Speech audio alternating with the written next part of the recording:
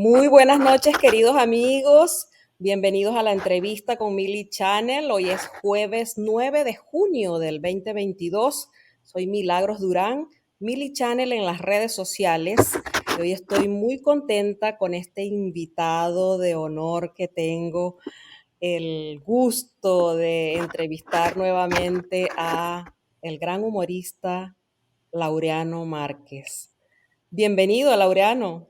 Gracias, Mili. Un placer estar nuevamente contigo y bueno, feliz de poder saludar a toda la gente que te sigue en tus redes, que te ve a través de las distintas posibilidades tecnológicas que tenemos hoy día. Bueno, yo estoy muy feliz de tenerte, Laureano, un hombre que nos ha hecho reír con todo su arte, con sus obras de teatro, con sus imitaciones, cuando hacías imitaciones en La Rochela. Eh, bueno, Laureano es uno de los grandes humoristas venezolanos que, aparte de hacernos reír, siempre nos hace reflexionar, y eso es algo que se agradece en estos tiempos turbulentos que vivimos. Así es. Estás de gira, Laureano, estás de gira con Efectivamente, tu monólogo El Miedo. así es. Cuéntanos, andas de gira por Barcelona, Madrid, Tampa, Cincinnati, Washington, Nueva York, y Sí, próximamente vendrás a la ciudad de Houston. sí, Es increíble cómo los venezolanos estamos regados por el mundo, la diáspora es real. sí. Pero fíjate, Laureano, a mí me parece que esta tragedia de los venezolanos me parece que tiene un lado positivo, porque fíjate, ahora hay areperas en Berlín, en Nueva York, en Madrid, en Australia.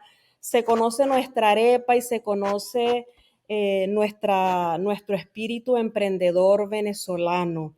Tú que estás recorriendo el mundo con esta obra, El Miedo, ¿cuál es el feeling que te queda de ese contacto con tus paisanos?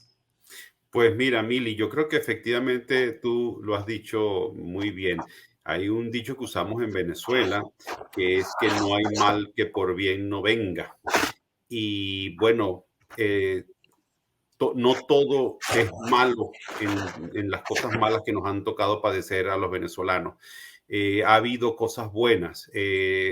Pues Venezuela ha mostrado al mundo qué calidad de gente tiene y que esa gente es la mayoría del país y ha demostrado qué calidad tiene en el arte, en la música, en la ciencia y en la tecnología. Yo, por ejemplo, hoy conversaba, estoy en Calgary en este momento con una venezolana que, bueno, trabajaba en Venezuela para PDVSA y fue expulsada como tantos trabajadores de PDVSA y hoy forma parte de una gran empresa canadiense con un importante cargo. Y yo decía que qué pena le da a uno que nuestra tierra haya formado tanta gente buena y de calidad para entregársela a otros países, porque eso es un capital humano que de alguna manera se ha formado en Venezuela y se ha aprovechado en otro país.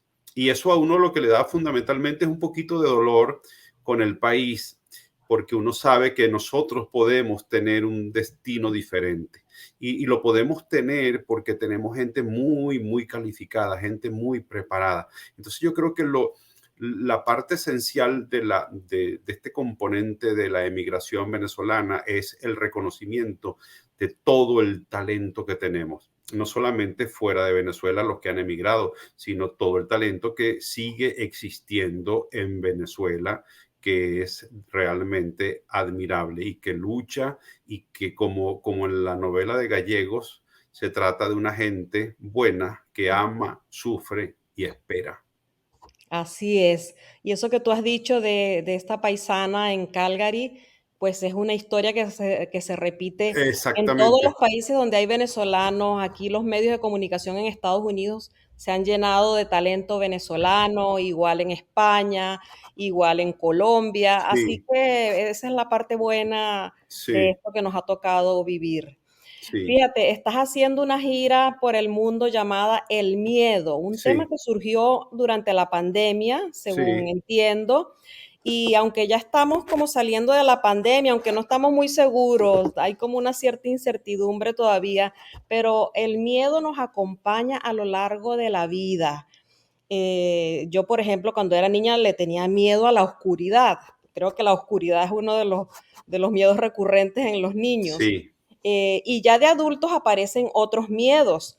El miedo a quedarnos solos nos hace casarnos con el primero que pasa y después a veces la gente se casa con la persona equivocada, pero sí, se queda ahí en el matrimonio por el miedo a la soledad. Otra vez aparece el miedo. Entonces el miedo nos hace tomar decisiones a veces buenas, a veces no tan buenas. ¿Cómo sí. podemos usar el miedo a nuestro favor? Pues mira, Mili, yo creo que el miedo tiene un aspecto naturalmente positivo y necesario, que es el instinto de supervivencia como especie. Nosotros estamos aquí y otros animales también porque tienen ese instinto que les hace correr frente a las fieras, defenderse, no ponerse en peligro, etcétera. Pero el miedo, en el caso de los seres humanos, de este ser que somos nosotros, el Homo sapiens sapiens, tiene unos componentes adicionales que son los miedos que uno crea a uno mismo o que le han creado en la cabeza. Y esos son miedos paralizantes, esos son miedos limitantes y esos son miedos que impiden al ser humano ser feliz. Porque si uno, por ejemplo, con el caso que tú has puesto del matrimonio, voy a hablar en femenino aquí porque tú lo has dicho en femenino, si una descubre que estando sola puede ser mucho más plena que estando mal acompañada, entonces esa mujer no le va a importar no tener marido. Entonces, todo depende de cómo tú tomes y trates ese miedo. Y una de las cosas que yo digo en el monólogo de alguna forma es que los miedos son para vencerlos. Y primero tenemos que tener conciencia de ellos, saber qué miedos tenemos. Eso lo podemos detectar con nuestra capacidad de análisis, pero también con ayuda profesional y vencerlos, derrotarlos, dominarlos para que pueda ser feliz. Ya. Fíjate, desde la última vez que conversamos, Laureano, creo que eso fue hace como por lo menos 6 o 7 años, que viniste con otros artistas, a presentar, creo que fue Venezuela Tierra de Gracia. Eso fue como Ujú. 2015, 2016, Sí, en algo así. Houston, con Amílcar y Claudio. Con Amilcar Sí, Rivero y Claudio Nazoa, que nos reunimos por allí en un restaurancito y compartimos un rato chévere. Fíjate, tú eres uno de esos ciudadanos, de uno de esos casos, bueno, que antes era raro, pero parece que se está volviendo común, de esos casos raros de ciudadanos del mundo que les ha tocado emigrar 2 veces en la vida. Yo, porque tú naciste en Tenerife, pero de muy niño te llevaron a Venezuela, donde te formaste y donde te convertiste en un venezolano, más venezolano que la arepa. Y bueno, pero te ha tocado regresar a tu ciudad donde naciste ya de adulto. Y bueno, me gustaría que nos contaras cómo ha sido esa experiencia. ¿Cómo te sientes en Tenerife? Emigraste hace poco tiempo, hace pocos años. ¿Cómo ha sido esa experiencia de volver a la ciudad que te vio nacer? ok.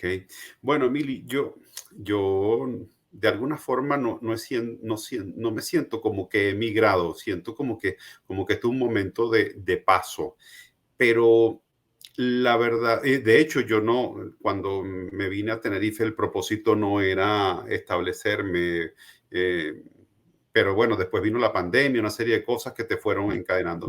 Una de las cosas que yo he hecho es tratar de encontrarle algún sentido, porque bueno, por supuesto que aunque yo haya nacido en Tenerife, yo allí me siento como una persona que no es de allí, pues porque no conozco el lugar, no es mi ambiente, ya eso fue de niño y de niño también fueron los primeros años y no tuve oportunidad de conocer nada, no. O sea, mi vínculo es más espiritual con los antepasados, es espiritual con las tradiciones que mi mamá nos enseñaba en la casa y eso que yo le recomiendo siempre también a los venezolanos, que le enseñen a sus hijos las tradiciones de su país donde se encuentren, para que esos niños que a lo mejor no van a ser venezolanos tengan un afecto especial por Venezuela, por sus tradiciones y la honren, como yo lo tengo por Canarias y por sus tradiciones, y yo amo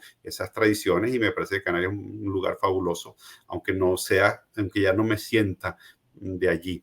Entonces, yo me he dedicado a hacer cosas que hacían mis antepasados. Entonces he sembrado árboles donde estaban las tierras de mis abuelos, he hecho vino pisándolo con mis pies, como hacían mis antepasados. Entonces para mí esto ha sido como un reencuentro con las raíces y lo he asumido de esta manera. Por lo demás, como el mundo está tan marcado por el desarrollo tecnológico de este momento, ya en el lugar en el que tú estés, para los efectos de hacer las cosas que haces, es igual. O sea, yo puedo escribir en Caracas, en Maracay, en Tenerife o en Calgary, como lo estaba haciendo esta mañana, porque de hecho uno anda mucho tiempo viajando. Y la otra cosa es que no me mantengo distante de mi país. Me mantengo informado todos los días, me mantengo escribiendo todos los días, me mantengo pensando en las cosas de la esperanza nuestra cada día. Y eso me ayuda mucho a sobrellevar la ausencia. Me ha contado un pajarito que te has dedicado también allá en Tenerife a la agricultura, a sembrar, que le estás encontrando el gusto a sembrar maticas, que has sembrado matas de naranja, de maíz, etcétera. A mí siempre me ha parecido que el acto de sembrar es un acto poético, Así es. porque está lleno de esperanza. Cuando tú siembras una matica, tienes la esperanza de que esa matica va a prosperar, va a florecer. ¿Estás de acuerdo? Absolutamente, absolutamente. Mira, nosotros tenemos mucho que aprender de la gente del campo, de la gente sencilla, porque yo lo veo en el entorno de donde están las tierras de mis abuelos, que es donde estoy sembrando. Mira, una de las cosas, Mili, es que nada está perdido. En estos días me pasó, yo sembré un manzano y este manzano, bueno, la verdad que empezó a dar señas de que se estaba secando, pero igual yo lo seguí regando porque dije, oye, no sé, hay tanto esfuerzo puesto en esto que yo me niego a que se pierda. Y entonces en estos días lo trasplanté y lo saqué de un sitio y lo puse en otro. Y el manzano floreció espectacularmente. Y entonces ahí yo saqué una enseñanza que la vinculo, por ejemplo, con el país. El país hay que seguirlo regando. No pensemos que Venezuela se ha secado. Hay que seguirla regando porque cuando menos lo esperemos va a florecer. Entonces, Qué bonita, qué bella metáfora. Hay que seguir sí, sembrando y regando la esperanza en Venezuela. Me encanta esa metáfora absolutamente. porque estoy totalmente de acuerdo con ella. Sí, y creo que cuando tú siembras, sabes que tienes plantas que están a tu cuidado, piensas en ellas, no sé, ahora me inventé un riego de goteo para esta gira que voy a estar como un mes fuera de las plantas y de gente encargada, sabes, estoy pensando en ellas, es como se te vuelve como familia tuya también, son las cosas que dependen de ti y hay muchas cosas que dependen de nosotros y nosotros tenemos que ser gente buena, buena con las plantas, buenas con los animales, pero particularmente buenos con nuestros congéneres, con nuestro prójimo. Así es, así es.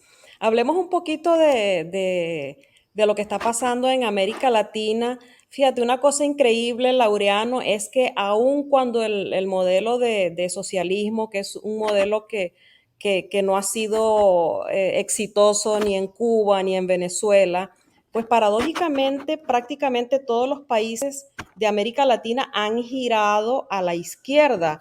México, Argentina, Chile con Boric y apenas este fin de semana que hubo elecciones en Colombia, pues el que está de primero, porque va a haber una segunda vuelta, es Petro. Sí. Un exguerrillero también de marcada, pues, de izquierda, amigo del dictador que tenemos en Venezuela. Entonces, uno dice, ya va, algo está pasando. ¿Será que los líderes democráticos no, han fallado en su tarea de difundir las bondades de la democracia, que la democracia mala o con todos sus defectos es un sistema que se puede mejorar, se puede perfeccionar, pero cuando llegan estos regímenes autoritarios la cosa se pone más complicada? Habría que revisar, ¿no? ¿Qué falta por hacer en ese liderazgo democrático, que el otro liderazgo de izquierda, por lo menos en la parte comunicacional, ha ganado terreno? ¿Cómo lo Sí. ves tú?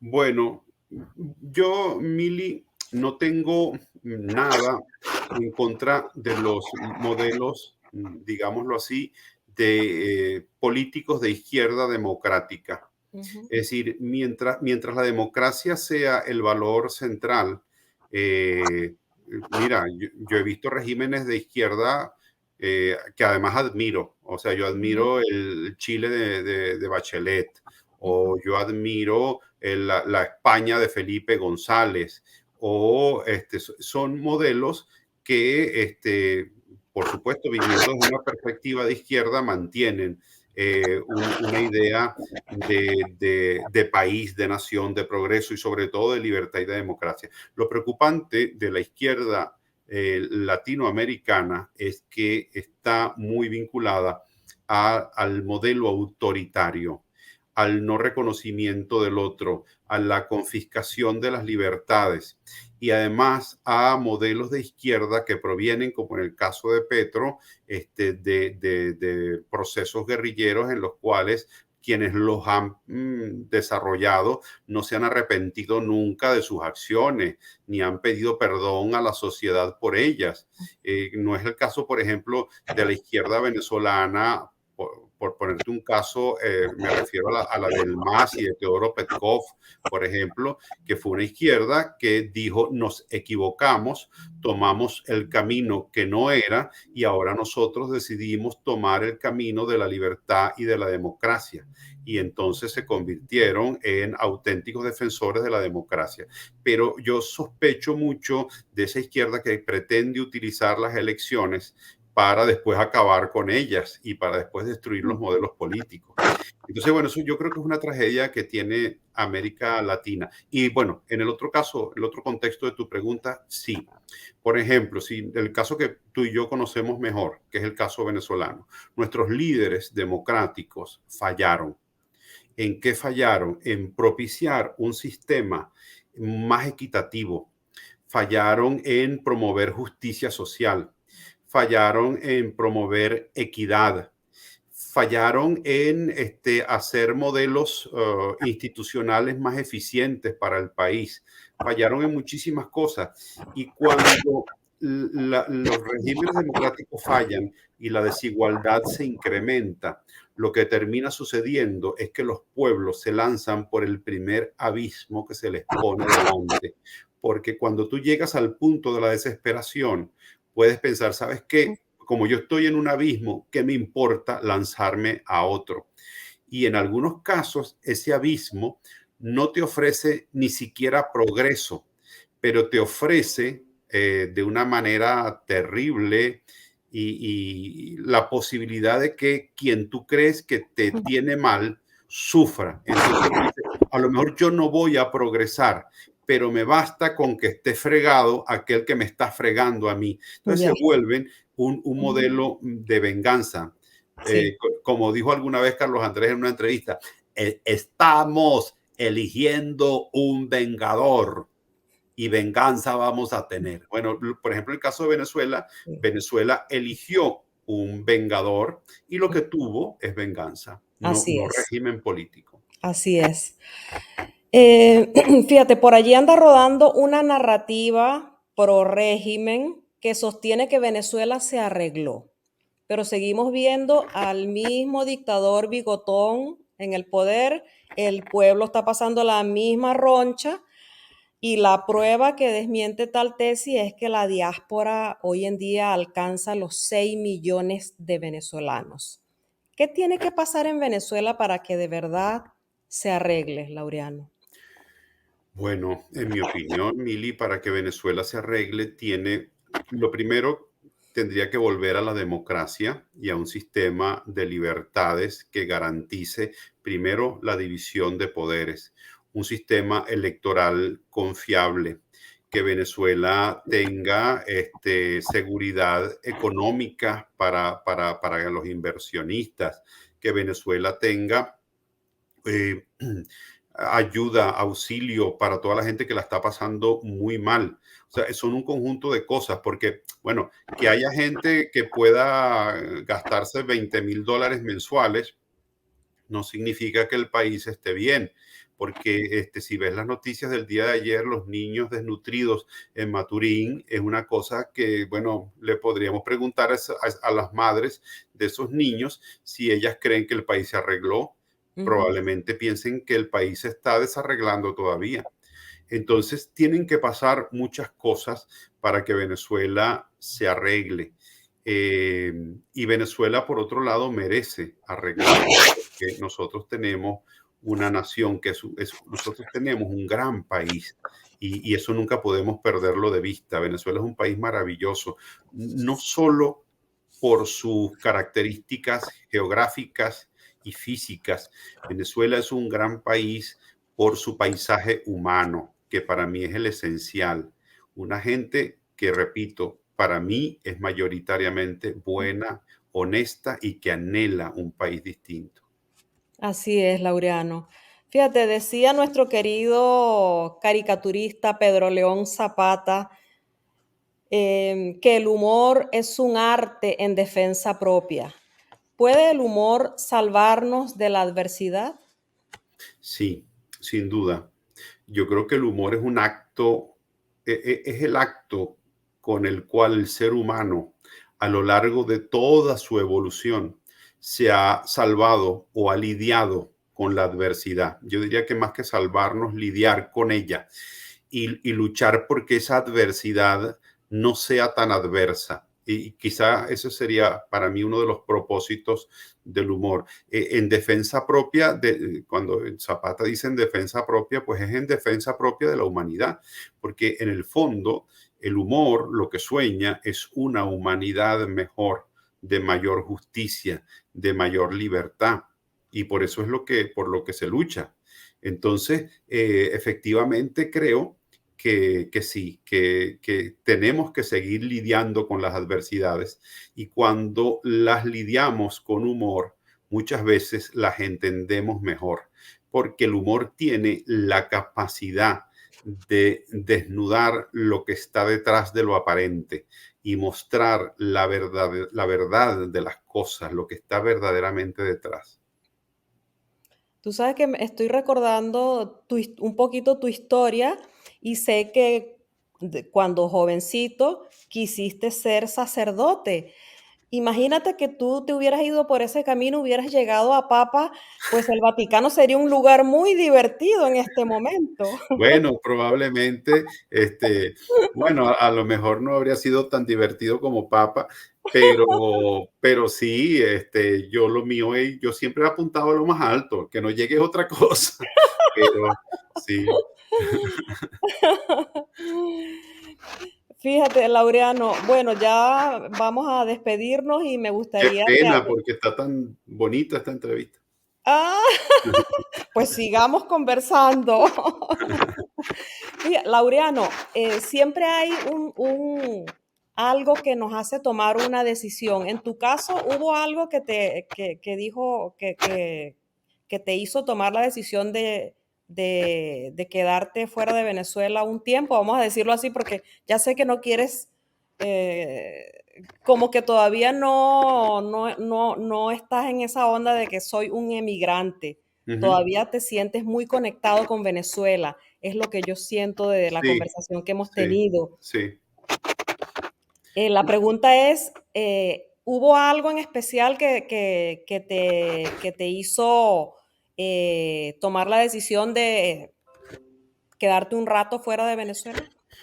Sí, yo sentí que necesitaba, Mili, como una especie de año sabático, que necesitaba, o sea, disfrutar por un ratico después de tantos años de, bueno, de que uno está luchando permanentemente por cambiar las cosas, llegas a un punto en que dices, bueno, eh, Dios mío, dame sabiduría para cambiar lo que puedo cambiar, para aceptar lo que no puedo cambiar y para conocer la diferencia entre ambas cosas, ¿no?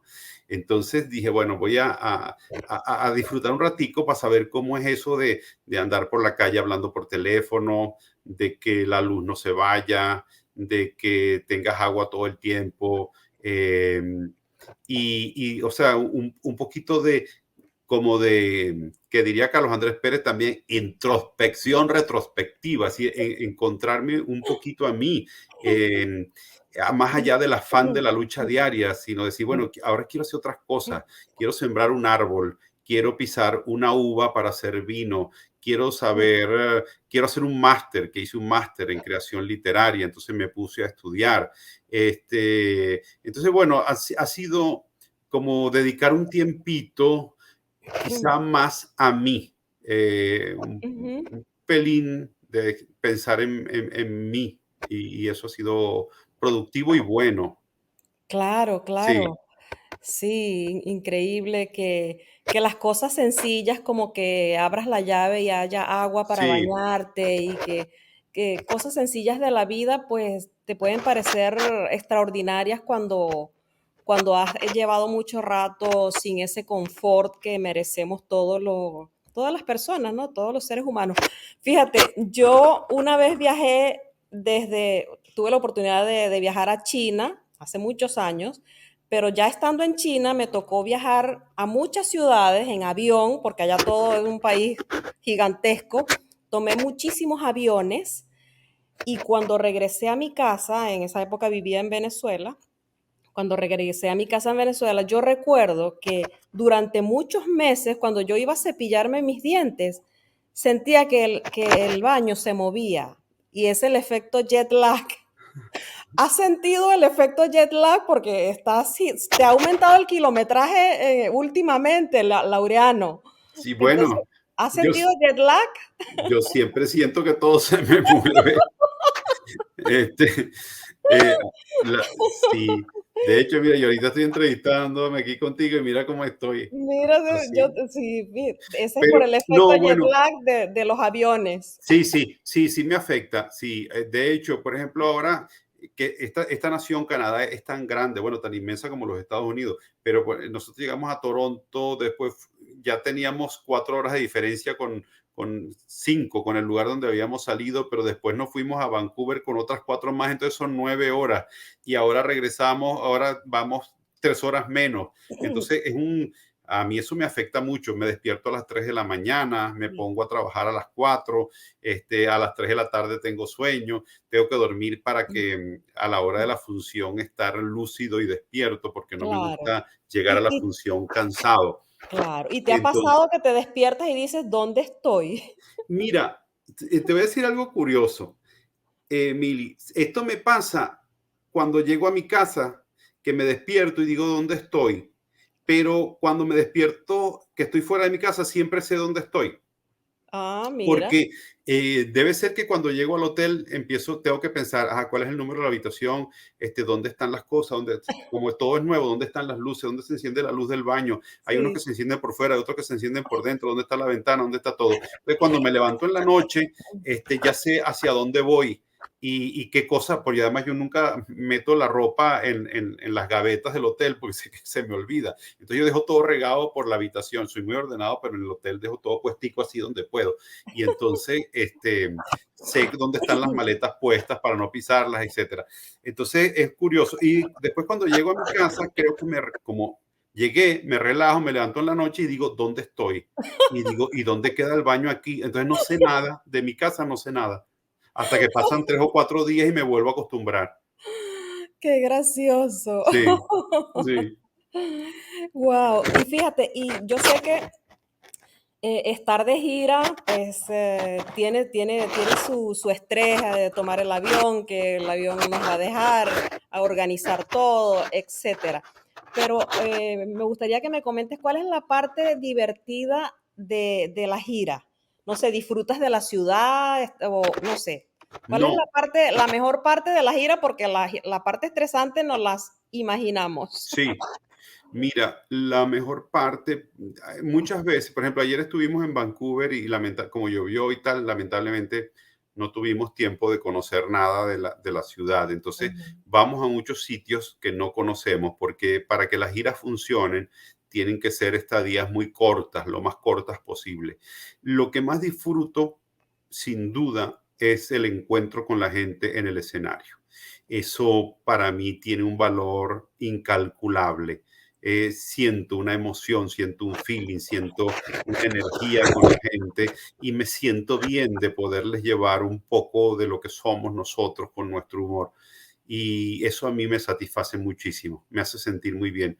Yo esto lo haría de cualquier manera. Yo vivo de esto, claro está, pero si no viviera de esto y fuese millonario, lo haría igualito. Claro, lo haría distinto. Me quedaría un mes en Vancouver, un mes en Calgary, ¿sabes? Hasta que me canse Calgary, entonces me voy para Montreal y lo haría de esa manera.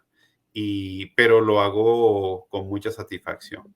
Qué belleza, qué bonito.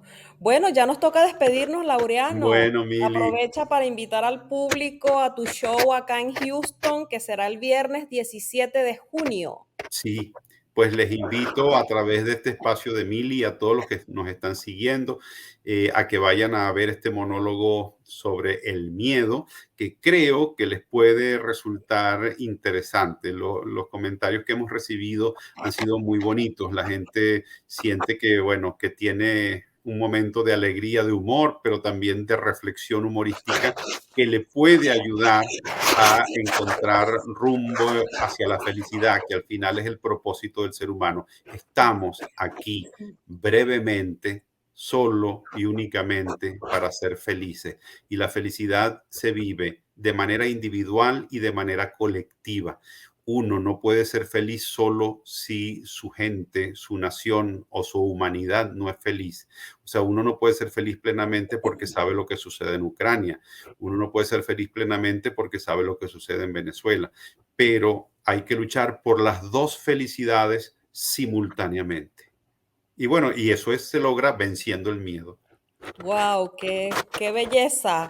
Bueno, muchísimas gracias, Laureano, por habernos A ti, acompañado Mili, a hoy. ti, un placer, como siempre. Me encanta conversar contigo. Muchas gracias por esta entrevista y un abrazo a toda tu gente, a todos los que te siguen, que sé que son muchos. Ha sido un honor tenerte y conversar de nuevo contigo porque siempre nos haces reflexionar sobre los temas que nos importan. Bueno, a ustedes amigos, muchísimas gracias por habernos acompañado. Si les gustó el programa, compártanlo con sus amigos. Los invito a suscribirse al canal y será hasta la próxima entrevista. Buenas noches. Chao. Chao.